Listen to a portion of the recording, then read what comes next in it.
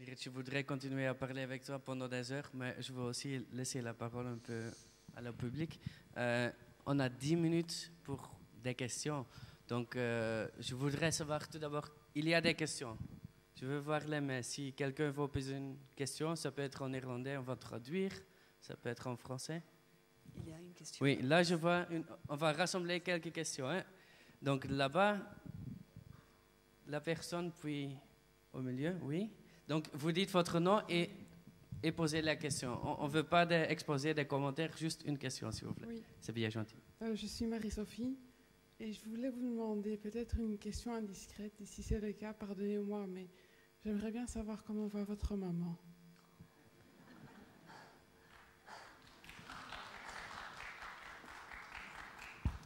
Merci beaucoup. C'est pas du tout indiscret. Et au contraire, ça me fait un immense plaisir que vous me demandiez sur maman. Maman, elle a retrouvé sa joie de vivre. J'aimerais bien avoir une photo d'elle en ce moment parce qu'elle est très très belle. Et elle est très épanouie. Et elle se sent en pleine forme. Elle me dit toujours, tu te rends compte, j'ai cet âge-là et puis j'ai mal nulle part. C'est un grand plaisir de la voir avec moi. Elle est très très bien. Merci. Super. Bon, la question suivante, c'était là-bas, quelque part, le 6e.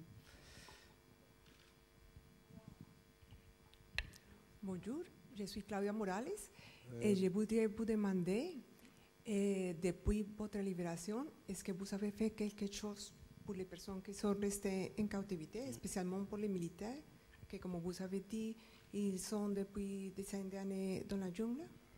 D'accord, merci. Donc, qu'est-ce que vous faites pour les autres? D'accord, merci beaucoup, Claudia.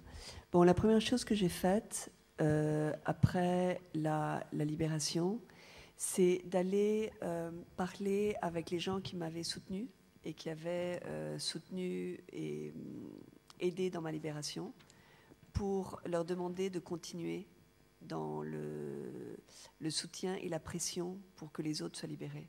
J'ai vu des tas de gens comme ça. Et une des personnes que j'ai vues, d'ailleurs,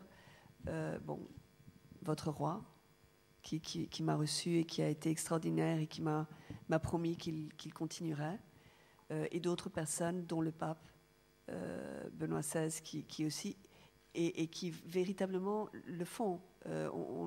C'est-à-dire, ce sont des, si vous voulez, ce sont des actions souvent dans l'ombre, qu'on ne voit pas, mais qui sont là. La deuxième chose que j'ai faite, c'est j'ai fait une tournée en Amérique latine et j'ai vu tous les présidents d'Amérique latine. Tous. Et je leur ai demandé de parrainer une conférence latino-américaine dans laquelle le sujet de discussion serait les différents moyens que nous avions pour obtenir la libération des otages colombiens. Cette initiative a été soutenue par tout le monde, mais elle a avorté par des pressions différentes. Ensuite, j'ai créé une fondation dont la raison d'être est de lutter pour la liberté dans toutes ses formes, et évidemment avec priorité pour mes compagnons qui sont encore otages. Très difficile d'agir là-dessus, parce que bon, c'est évidemment un problème politique, que les portes se ferment. Et quand je dis les portes se ferment, je ne parle pas vraiment du gouvernement colombien, je parle surtout de l'accès aux FARC. Donc ce que j'ai essayé de faire, c'est d'une part d'aider les familles et d'aider aussi ceux qui sont revenus de captivité, parce que c'est très dur de revenir à la liberté. C'est un grand moment de bonheur, mais c'est très très dur. C'est très dur parce qu'on est confronté à une réalité totalement différente de celle qu'on a quittée, et souvent on n'est pas prêt pour affronter. C'est-à-dire que pour mes compagnons et pour moi, lorsqu'on en parle, on utilise une expression, et c'est on s'est écrasé contre la liberté, comme lorsqu'on s'écrase en voiture contre un arbre. Et c'est un petit peu la sensation que nous avons eue, parce que il a fallu tout construire depuis le départ et que c'est dur. Alors, qu'avons-nous fait? Nous avons surtout essayé de faire que les rêves qu'ils avaient en captivité deviennent une réalité. Et pour certains, leur rêve était de venir en Europe faire des études pour avoir d'autres langues, parler d'autres langues, apprendre d'autres langues, excusez-moi, pour avoir la possibilité de véritablement avoir une profession. Mes compagnons, surtout ceux qui étaient soldats et policiers, c'était des bacheliers. Ils n'avaient pas eu la possibilité de se payer des études universitaires et c'était leur rêve pour pouvoir avoir une autre option de vie. Donc il y en a eu plusieurs qui sont venus, parrainés par le gouvernement français. Et en ce moment, nous travaillons sur un dernier cas qui est celui, je ne sais pas si vous vous rappelez de lui, de Pablo Emilio Moncayo. Il a été libéré il y a 8 mois par les FARC. Et voilà, c'est un petit peu ce que nous faisons. La Fondation, par ailleurs, cherche à faire d'autres choses parce que je me dis, bon, si je ne peux pas aider dans la négociation de la sortie de mes compagnons qui sont là-bas, je peux peut-être aider à ce qu'il y ait moins de guérilleros dans les FARC. Bon.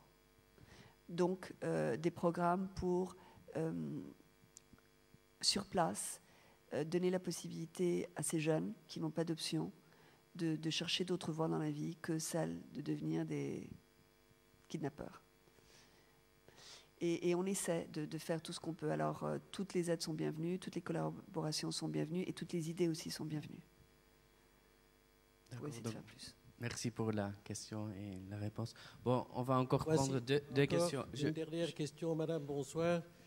Vous avez un nom d'origine européenne. Votre famille a été constamment persécutée. Constamment. Encore maintenant au XXIe siècle. Vous savez votre origine, je suppose.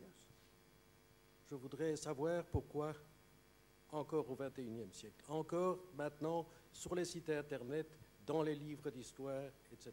Merci.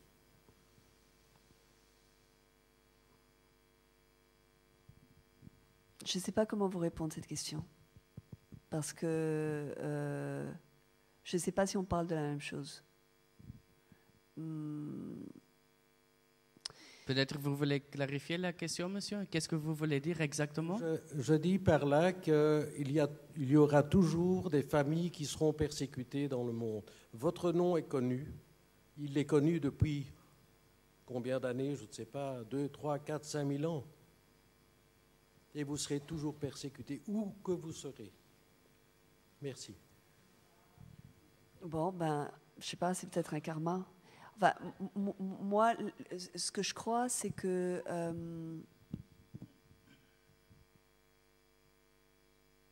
je me sens pas. Je ne pense pas que ma famille ait été persécutée. Je pense que j'ai vécu des choses difficiles. J'ai pris des positions, je me suis engagée, je me suis fait beaucoup d'ennemis. Mais c'est le prix à payer pour mes engagements. Ça n'enlève rien à la beauté du combat. Et si j'avais à le refaire, je le ferais. Et puis moi, je crois dans les utopies. J'ai besoin de... Vous voyez, et même aujourd'hui, quand on voit ce qui s'est passé dans le Moyen-Orient, en Égypte, ce qui se passe en ce moment en Libye, en Tunisie, enfin... moi, ça me... Comment vous dire? Ça me remplit de lumière. C'est comme lorsque le mur de Berlin s'est écroulé, parce qu'on a l'impression que l'histoire est inamovible et qu'on ne peut rien faire et que tous nos désirs et nos rêves sont des impossibles. Et puis tout d'un coup, comme ça, nos rêves deviennent une réalité. Et c'est ce qui s'est passé pour moi. Ma liberté, pour moi, était quelque chose d'inaccessible.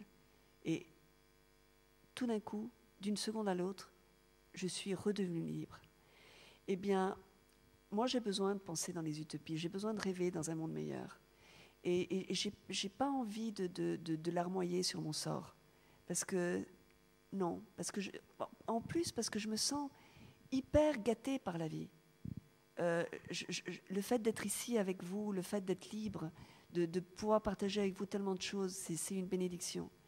Et que d'une certaine façon, je me dis, il faut continuer à lutter pour ces rêves que nous avons.